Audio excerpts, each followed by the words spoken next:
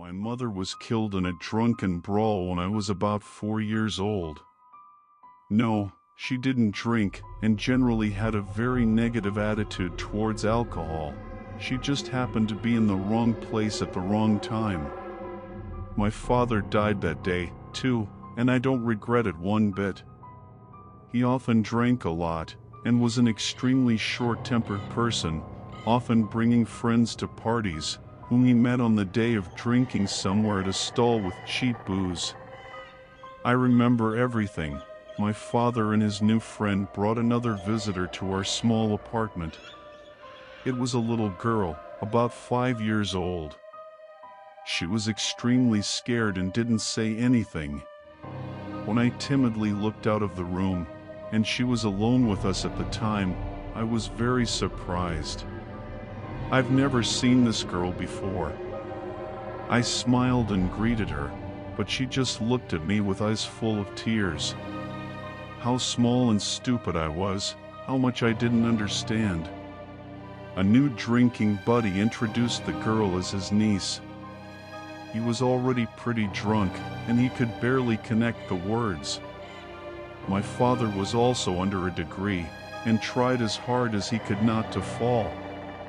And Mishka, go play with the girl, and now we'll roll one by one. Both my father and his drinking buddy quickly, despite their intoxication, rushed into the kitchen where my mother was sitting. The girl stayed in the hallway. "Hi, I'm Misha." She looked at me with eyes full of tears and asked softly, "Who are these guys?" I was very surprised by her phrase, because the guy who came with Dad said that it was his niece. "But, isn't he your uncle?" The girl lowered her head, and even more softly than the first time, she said, "No," I said. They took me away and touched me. And suddenly she burst into tears.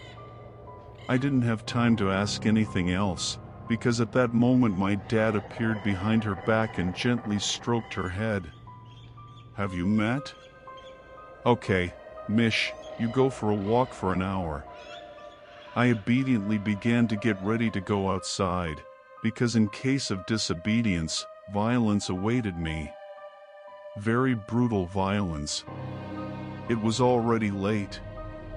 It was freezing outside, the middle of January after all. I didn't want to go out into the cold, so I just sat on the steps in the entrance and waited.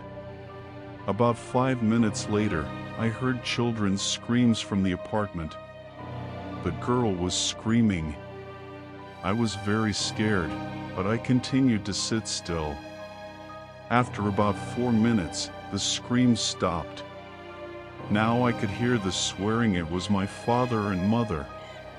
They were arguing about something in raised tones, and the mother was on the verge of hysteria. The walls were thin, but I couldn't make out the words. The neighbors didn't pay attention. The whole house was inhabited by the same type of drunks who were used to not meddling in other people's business. I was startled when I heard a loud, short cry. Then everything went quiet. Half an hour later, the apartment door opened. A drinking buddy and his father were standing on the threshold. They took out 2 black bags in turn, one larger, the other smaller. Rather, the bags were the same, but what was there was of different sizes relative to each other. Oops. Eavesdropping? I saw a bloody crowbar in my father's hand. "Answer me. Why are you silent?" "WL, I love you right now." It was easy for me to slip between his legs, where he stood unsteadily, staggering. I almost ran away, but then a man who introduced himself as the girl's uncle grabbed me by the hood of my jacket. "Tolia, let's nail him down quietly." Where?" My jacket was not buttoned up, and I quickly jumped out of it, leaving the jacket in the hands of a drunk pedophile, and I quickly ran down the stairs. The men rushed after me, But then one stumbled and rolled down the stairs with a crash, and then stopped on the last steps, smashing his head against the railing. It was my father. Now I can no longer remember how long I was wandering around a deserted urban-type settlement, surrounded by 5-story buildings, with frozen tears on my cheeks. A policeman saw me on the street and took me to the police station, where I told him everything. I was fed and left under the care of some kind aunt. Despite my small age, I knew my address by heart, and after learning it, the police immediately went to the place. They found my father's body on the landing, and 2 more bodies in sacks, a woman's, that is, my mother's, and a child's. Most likely, my mother was trying to protect the poor girl, for which she received an iron crowbar on the head. The girl was raped and strangled. My father's drinking buddy disappeared, and he was never seen in our village again. It's been about 20 years, but I still go to a psychologist. I have nightmares where I see that girl's face. She's asking me for help, begging. I can't do this anymore. If you're reading this, know that no one is to blame for my death. I do not want to live in a world in which I am so cruelly disappointed.